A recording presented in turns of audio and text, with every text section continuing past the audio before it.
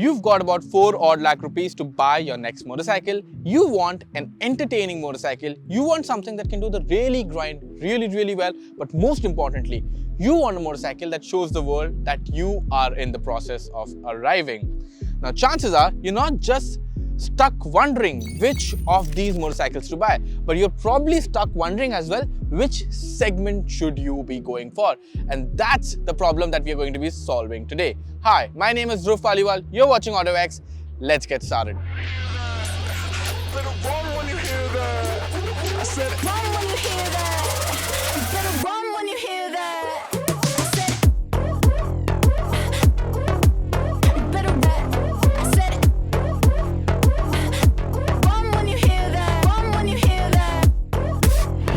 Now let's introduce our contenders. Representing the sport touring category is the BMW G310 RR.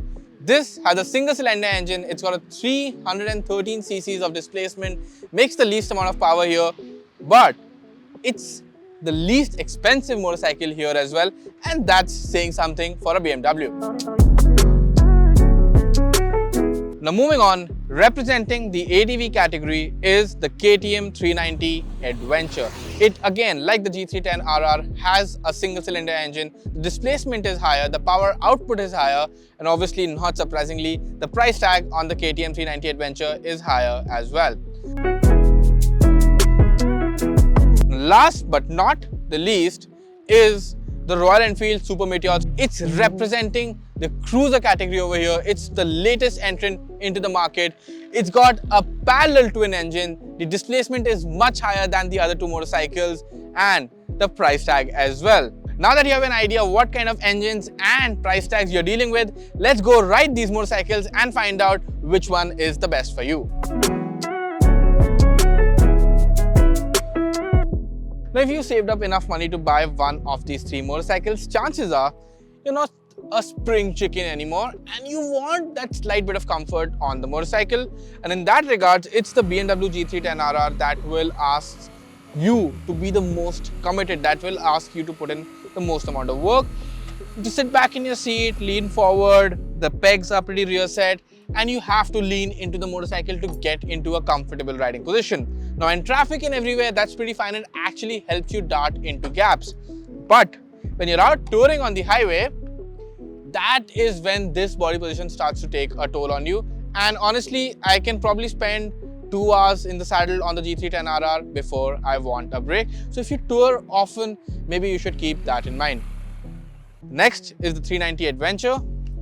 Here, you have to put in a little bit of effort getting onto the motorcycle, but once you're on it, I think it's a pretty comfortable seat to be in. It's a wide seat. That does mean that putting your feet down to get to the ground can be a bit of a challenge. But when you start moving, I think the positioning on the 390 Adventure is quite good. And in my opinion, if I had to pick one, I think it's the best position out of the three motorcycles that are present here.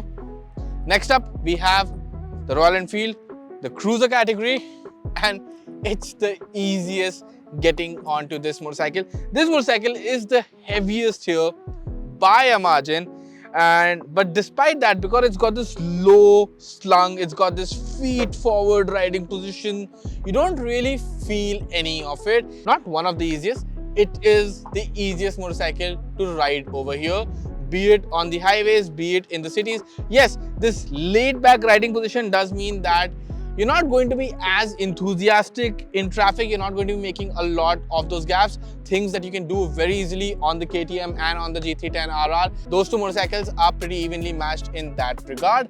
On the cruiser, just lay back and take a chill pill. Ride easy, ride calm. Now, while the G310 RR might ask a lot of you because of its committed riding position, I have to add, the suspension on the motorcycle is fantastic and has been tuned so that it can soak up pretty much everything. On your daily commutes, on your highway commutes, if you're out touring, this suspension felt the most planted, the most practical of the lot, wherein the cornering was not hampered and so was the comfort. The 390 Adventure is a close second, but I have to say, because of the cruiser format, the Royal Enfield loses out quite a bit over here because it doesn't have a lot of suspension travel at the back and it's been set up really stiff. So even the smallest undulations have the habit of throwing you around in your seat. So if you are on the Enfield, you might want to take it a little easier.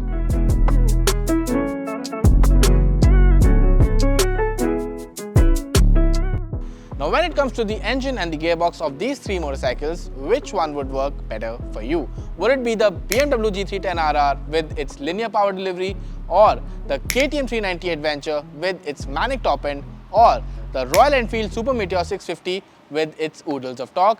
Let's go find out. Now the engine of the BMW G310 RR is the smallest, it makes the least amount of power, the least amount of torque, but in the real world, all of that does not make a difference. It can pretty much do everything you throw at it, be it city commutes, highway commutes, or even having fun in the twisties. A lot of the power is concentrated in the mid-range and the top end of the rev range, but you do not have to work a lot to extract all of that. Even the transmission of the motorcycle is pretty smooth to use, even though you do not have a fancy quick shifter on board like the KTM 390 Adventure. The G310 RR is a package that works in most conditions. Now, if you like to be on it all the time, you're going to find the 390 Adventure very pleasing, but that does mean that riding it like a normal person becomes kind of a challenge, especially inside city limits. This engine, it doesn't really like to be kept under 4000 RPMs and it wants you to rev it out all the time. Now because of that, you have to go through the transmission a lot more than you would on any other motorcycle. But the transmission, it's a very smooth unit. The clutch pull, it's very light, and most importantly, the quick shifter works like a charm. Now if you like taking things really easy, then it's the Royal Enfield Super Meteor 650 that will catch your fancy. Its engine, it's got loads and loads of grunt low down. You really don't want to be revving it out a lot, and even if you rev this engine out to the maximum, it still stays very refined. That's unlike Royal Enfields, and in fact, I have to say this, it's more refined than the other two motorcycles in this comparison. Now if you're someone that likes to take it easy on their engine, then you're going to find the Royal Enfield Super Meteor 650 to be the best bet over here. It's got oodles of torque, low down, you don't really have to rev it out a lot to get moving, and even if you decide to rev it to the limit, this motorcycle stays very calm, very composed. In fact, I would go on and add this, that between the three motorcycles present here, this is the most refined engine. Now as far as the gearbox on the Super Meteor 650 is concerned, well, it's a pretty smooth unit. In fact, all the three gearboxes we have here in this comparison are pretty smooth, but there's one small problem on the Royal Enfield, and that is that the shifter on the motorcycle is an old school unit where you have to use your heel to upshift, and that takes a bit of getting used to. And if you keep switching between motorcycles like we do, well, then you just might not find it the easiest thing to do. Otherwise, it's not something you will take a lot of time getting used to, and once you've gotten used to it, it'll just work flawlessly.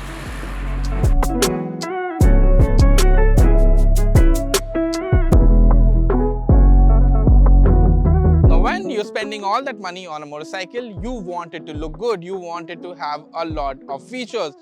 And on that first front, the Enfield just blows everyone away. I think it's the best looking motorcycle out over here, period. It's got the most amount of glances, the most number of people have come and stopped to talk to us about this motorcycle, and that makes it a clear winner. But when it comes to features, that's where the Enfield is lacking outright. And my biggest gripe over here is the fact that the speedometer that you get on this motorcycle, well, it's not exactly the same unit that you get on the Scram or you get on the Hunter 350, but it's very similar and has similar functionality, which in my books is simply not acceptable when you're pricing a motorcycle at this price. The tripper pod also looks good, but it's become dated by now. Would have loved a new cluster that would have been designed for the Super Meteor 650. It would have given it a bit of an edge, not just over other motorcycles, but other Royal Enfields as well. Now, apart from that, the quality on this motorcycle is really top notch. the switchgear and everything just works. It's very snappy, feels very, very nice to use. With that, let's move on to the KTM 390 Adventure. On the ADV, first of all, just like the Enfield, this also draws a lot of looks.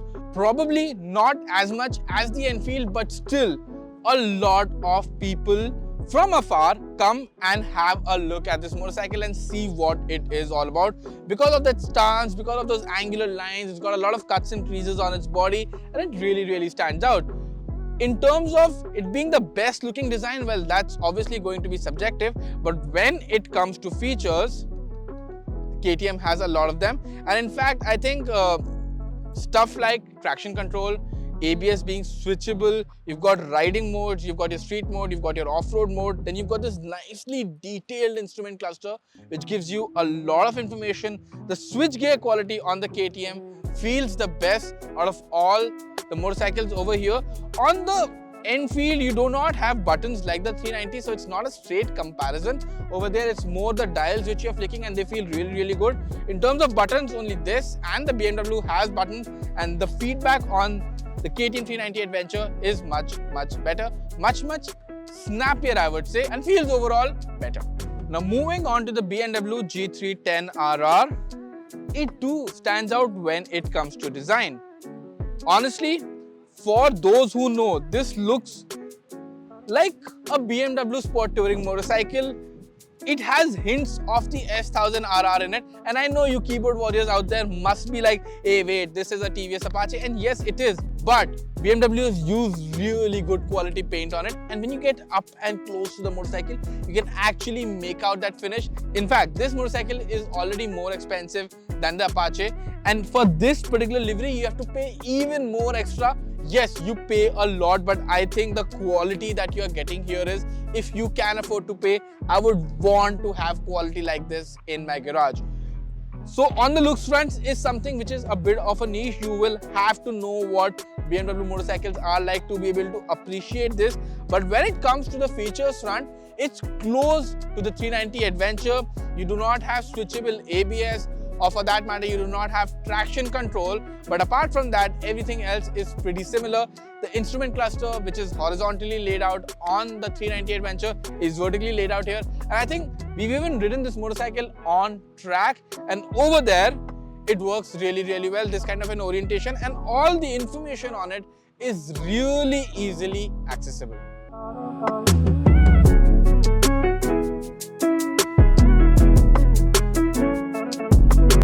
Alright, so now it's time to make the decision as to which motorcycle you are getting next. And let's start with the G310 RR. Why should you be looking at the G310 RR? And it's pretty simple. First of all, if your commutes are not very taxing, if you like to do touring, and if you love the twisties, then all those three boxes this motorcycle can tick really, really well.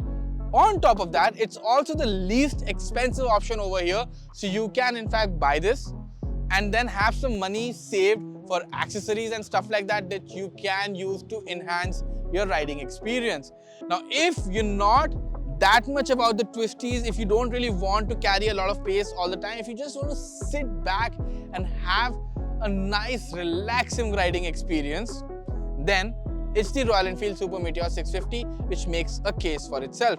It can do highway miles in its sleep, but there is one Achilles heel that you do need to be aware about, and that is the rear suspension. It's stiff, so if you're going to be driving over places, over roads which tend to be broken half the time, or if you have a lot of broken surfaces on your daily commutes, we would recommend against getting this motorcycle.